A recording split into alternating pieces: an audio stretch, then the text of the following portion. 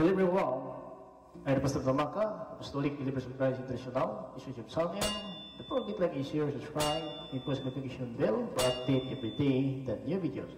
Thank you so much. God bless us all. Magandang umaga po sa lahat sa ating mga viewers, listeners dito po sa ating YouTube channel sa Facebook. Naway kapayapaan at habag biyaya ng Diyos ay sumasa atin lahat sa magitan ng ating Panginoon Hesus Kristo. Ito piling ko Pastor Tamaka, Apostolic Believers of Christ International.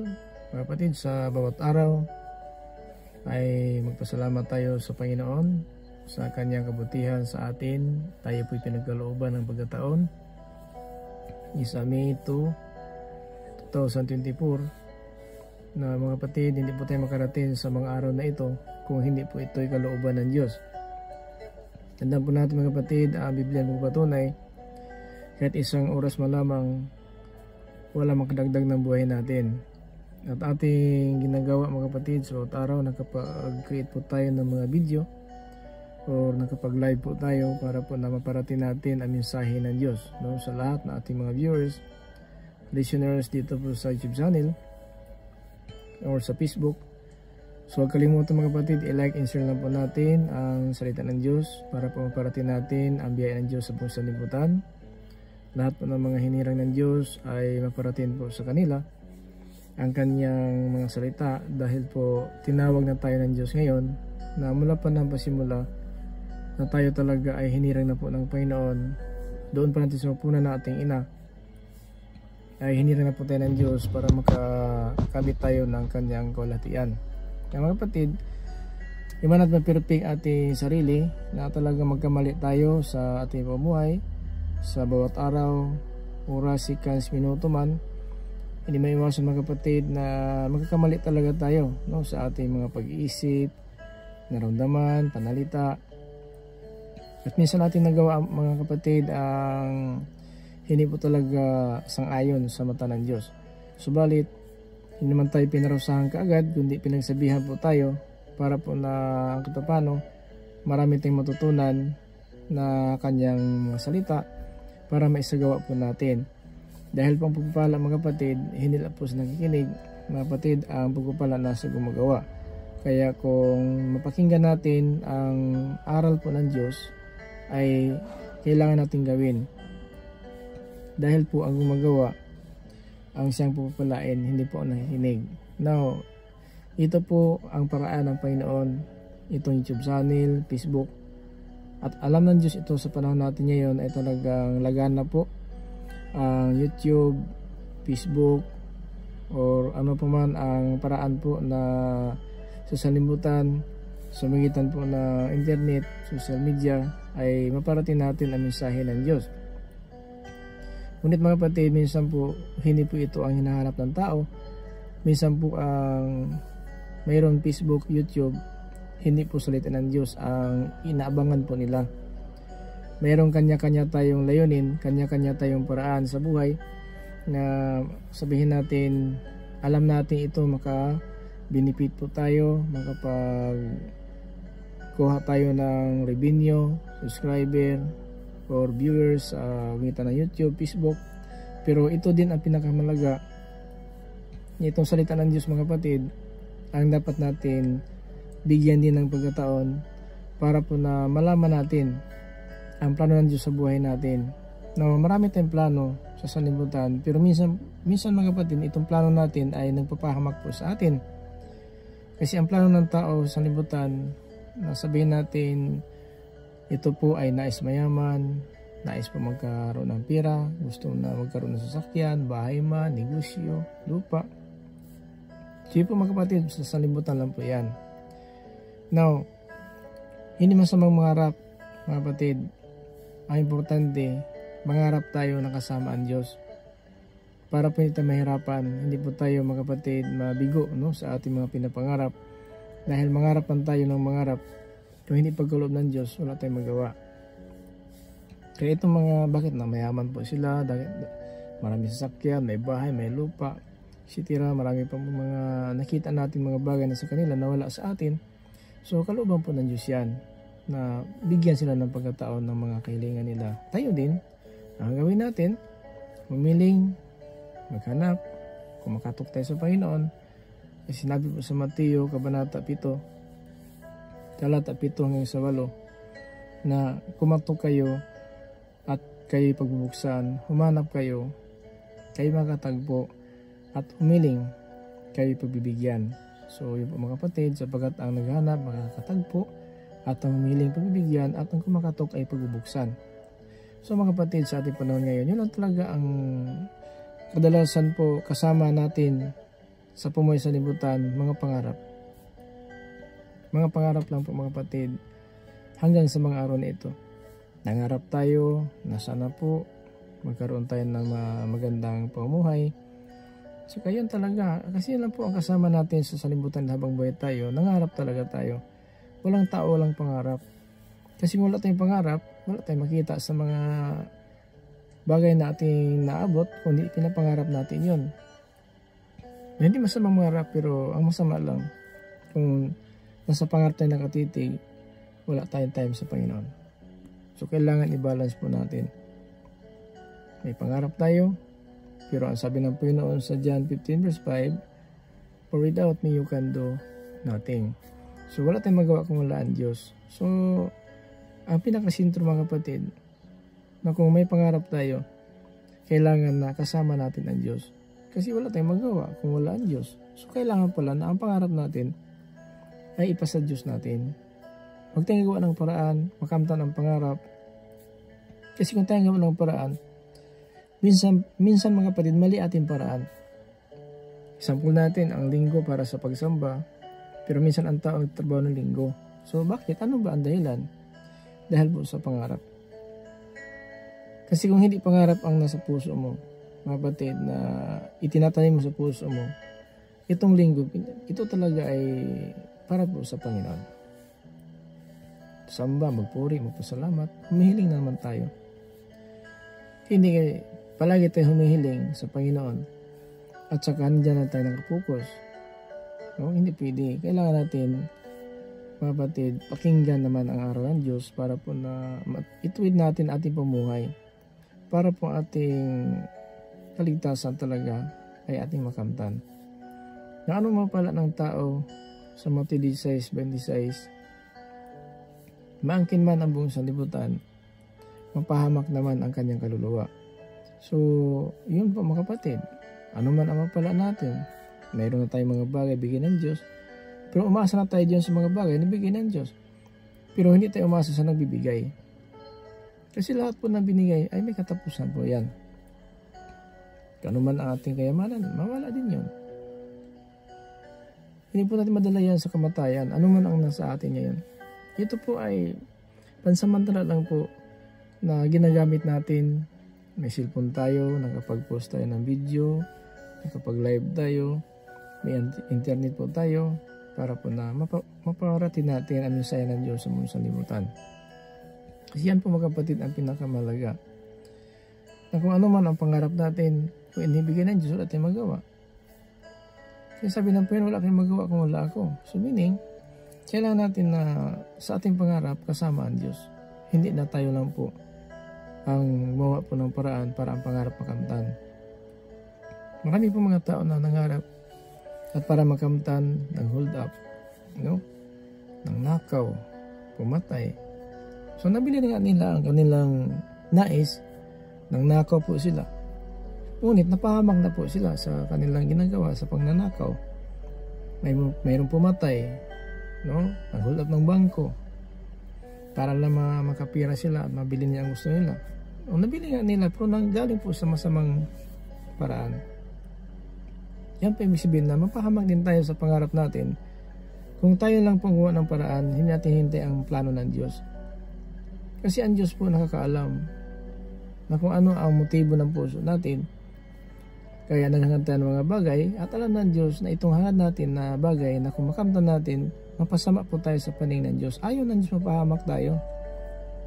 Kaya minsan din, hindi natin nakamtan ang bagay na ating hinangad. Kasi hindi po mabuti ang motibo natin. Yun po ang dahilan. Tandaan po natin mga kapatid, mayroong ganyan talaga. Na sabihin natin, naghanap po sila ng paraan makamtan ang bagay, pero masama po ang motibo, hindi po nakakabuti. At saka, humiling tayo sa Panginoon, hindi pa tayo pagbibigyan dahil po masama ating motibo. Kaya yun po, mahirapan po tayo sa mga bagay na ninanais natin. Dahil hindi po nagbigay ng Panginoon dahil po alam po niya ang motibo ng puso natin, no? Na hindi natin makamtan ang mga bagay dahil po na kung magkaroon tayo dyan, minsan po nagpapahamak po sa atin ang mga bagay na ating nakamtan. Kasi yan lang po, nais ng Panginoon na hindi tayo mapahamak. Kaya may mga tao talaga na para lang maabot ang kanilang mga nais, pumatay ng tao, kahit kapatid na po pinapatay, ama pinapatay, kahit anak pinapatay, dahil po sa mga bagay na nais nila makamtan. Kasi may mga ama, mga magulang o mga anak na masama po intensyon sa kanilang magulang para sa kanila po ang mga bagay. So ganun po ang sistema ng sanlibutan. Now, ito po mga kapatid, Santiago chapter 4 verse 1 up to 5. Ano ba ang pinagmulan ng away-away at alitan ninyo? Hindi ba't ang masamang kagustuhan na naglalaban sa puso ninyo? Alitan na dahil po sa masamang kagustuhan na naglalaban-laban sa puso natin. Kasi meron talaga hangarin ng tao na hindi po nakakabukti talaga. Hangad niya maging mayaman para siya purihin ng tao, para po siya makagawa ng gusto niya. So ganun po minsan ang nag-away-away, naglaban-laban sa puso ng tao. Masama hangarin. Santiago chapter 4 verse 2, may mga ninais kayo pero hindi inyo makamtan, kaya handa kayong pumatay dahil dito. Ayan mga kapatid. May ninais po ang tao na hindi makamtan, kaya handang pumatay. Tulad na sinabi ko na nga, manghulap ng bangko. Pagdating sa bangko, paglalaban po yung manager, yung mga sa bangko, security, pinapatay po nila sa kanilang pag-hold up para makuha lang po nila ang gusto nila na malaking pira sa bangko. Yun po mga kapatid. May mga gusto kayong makuha at kapag hindi niyo makuha, nag-away-away kayo. So may mga gusto natin na maabot at dahil natin ibigay sa atin, tulad na ating mamagulang, minsan po ng anak nanghingi natin mabigay kaagad. So napasama tayo sa ating mga anak kasi gusto nila yung gusto nila maabot nila kaagad.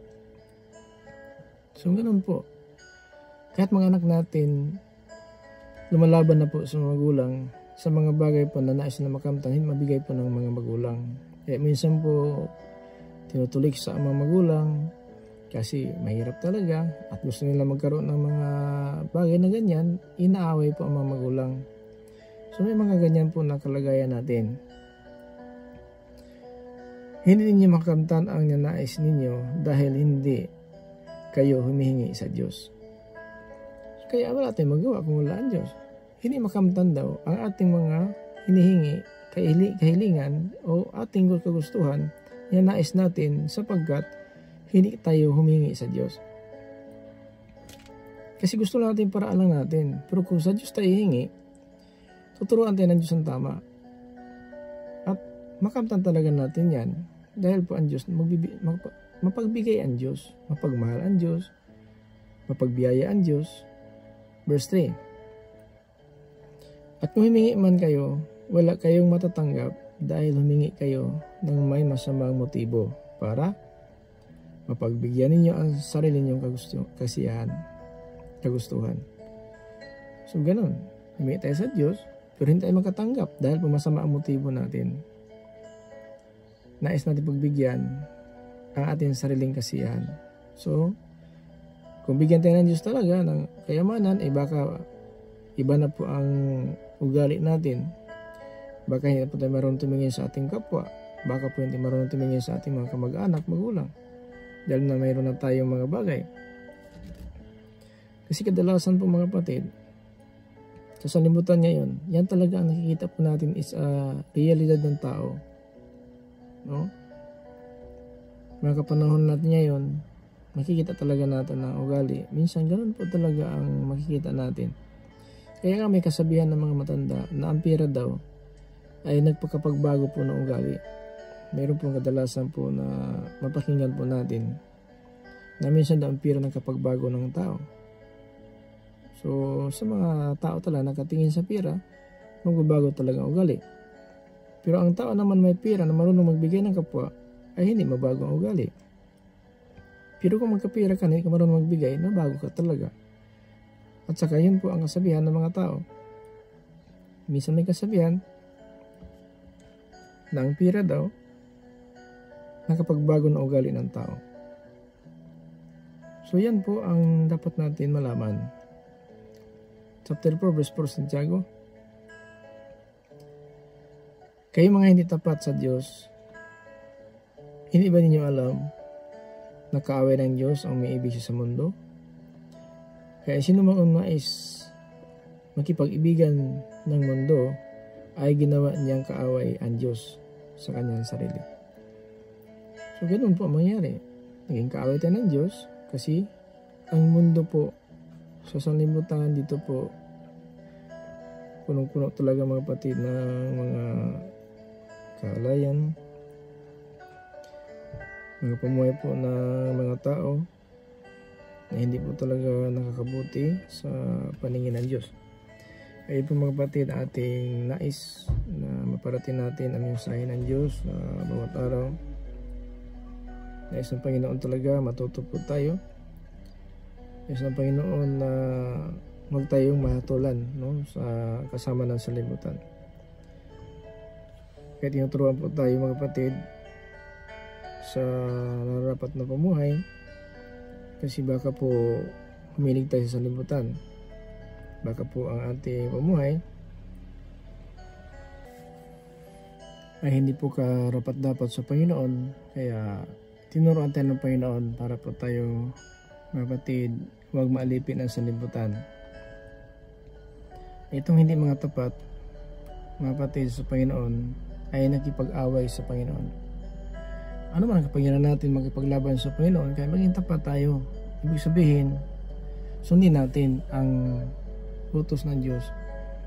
Kung ano talaga ang kanyang mga utos sa bawat isa sa atin na nais ang kaligtasan, ay talagang sumunod po tayo sa utos. Hindi pwedeng mag-iba po tayo sa direksyon ng buhay natin.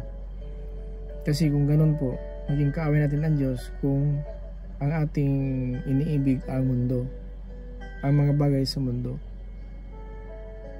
Dito po sa mundo, ang sabihin natin, sugalan, inuman, kaalayan, ano pa man ang mga pamuhay ng mga sanlibutan, naging kaaway natin ang Diyos. Huwag naman natin hayaan na maging kaaway natin ang Diyos. Kaya nga, dapat tayo magkaroon ng Espiritu ng Diyos para maisagawa po natin ang kanyang kalooban. Kasi kung wala tayong Espiritu ng Diyos, ginagawa lang natin ano mang gusto natin kahit labag na po sa kalooban ng Diyos. Kasi ang Espiritu ng Diyos ang tuturo po sa atin ito kung ano narapat po na pamamuhay. Tinuturuan po tayo ng tama para po na huwag tayong mahatulan talaga ng parusa, kundi tayo magkaroon po ng pag-asa tungo sa buhay mga kapatid. Hindi pa uli ang panahon, maraming paraan ang Diyos mga kapatid na tayo talaga ay makaiwas pa sa lugar ng tinatawag impyerno. Kasi maiwasan pa natin ang ating mga kamalian, ginagawa na masama sa paningin ng Diyos, maiwasan po natin yan habang buhay pa tayo. Pero kung dumarating sa atin ang kamatayan, nandiyan pa rin tayo sa mga bagay na yan, so parusa talaga ang ating kantungan. Ngunit sinabi mga kapatid dito po sa verse 6 up to 7 sa chapter 4 sa Santiago, ngunit sapat na ang biyaya na binigay ng Diyos. Kaya sinasabi sa kasulatan, kinakalaban ng Diyos ang mga mapagmataas, pero kinawaan niya ang mapagkumbaba. So kaya hindi pwede na magmataas po tayo. Ibig sabihin na tayo lang po ang nasusunod, wala po tayong ginagalang, kahit ang Diyos po, binabaliwala po natin. So hindi pwede mga kapatid, kasi ang Diyos po ay nagbigay sa atin ng pagkataon hanggang sa mga araw na ito para matuto tayo sa bawat araw, para po na alam natin ang ating dapat gawin. So kaya lumapit tayo sa Panginoon, magsilapit po tayo, magpasakop tayo sa Diyos, laban natin ang dyablo at lalayuan niya tayo. E paano labanan ang dyablo kung sumusunod tayo sa kanyang layunin? Kasi ang dyablo noon pa man mamatay tao. So kapag sumunod po tayo sa gawa ng dyablo, ugali ng dyablo, talagang napahamak po tayo. At pag saan na mangyari mga kapatid, ito naman ating ginagawa, nakapag-post tayo ng mga video para po na madagdagan lang po ang ating kaalaman at mapaghandaan po natin ang ating pagharap sa hukuman. Pag alis sa libutan na ito, alam po natin ating pupuntahan na hindi mapahamak, para po na ang biyaya ng Diyos talaga ay ating makamtan. Na sinabi dito sa chapter 4 verse 7 up to 8, kaya magpasakop kayo sa Diyos, labanan niyo ang dyablo at lalayuan niya kayo. Verse 8, lumapit kayo sa Diyos at lalapit din siya sa inyo. Kayo nga makasalanan, mamuhay na kayo ng malinis, at kayo mga magdadalawang isip, linisin ninyo ang inyong mga puso. Kasi ito mga masama, kailangan talikuran na po natin ang kasamaan. At tayong dalawang isip, linisin natin ating mga puso. Ibig sabihin, huwag natin hayaan na malagay sa puso natin ang puot ng kapwa, panira ng kapwa, o paggawa ng masama. Sapagkat nanggaling po sa puso ang masamang ugali, kung pumata sa sarili. Ito po nag-udyok sa atin, isipan, pumatay, iapid ng galunya, tunang misdiusan, pagtunghayaw, nanira ng kapwa, mga sinungaling. So yun po mga kapatid, laman ng puso ng tao. Pero kung nasalit ng Diyos ang laman ng puso natin, so mapakita natin sa mata ng Diyos, sa mata ng tao, na talagang naging masunurin po tayo sa kanyang kalooban. Sapagkat ang Espiritu ng Diyos, ito po nagtuturo sa atin. Kaya huwag na tayo mga kapatid na magpaligaw ng salibutan, mga bagay na makita po natin. Kasi lahat talaga ng mga bagay is mayroong katapusan. Pero ang pagsunod ng kalooban ng Diyos, yan ang kasiguruan, magkaroon tayo ng buhay na walang hanggan.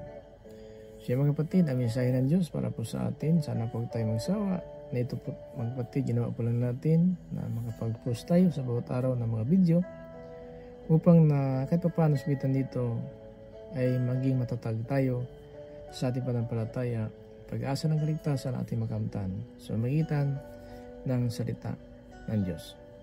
So mga kapatid, maraming salamat po. Dito lang po ako. Maraming salamat sa lahat ng mga viewers natin, listeners.